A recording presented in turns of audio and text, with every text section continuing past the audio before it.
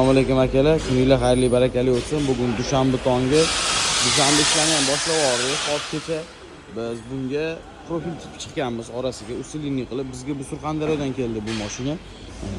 Hozir bitta buni tozalab turib, ustiga bitta gruntovka sepamiz va antigraf polniy zangga qarshi sepib olamiz işte. Bularniki akalar Qo'qondan kelish. Qo'qondanmi aka?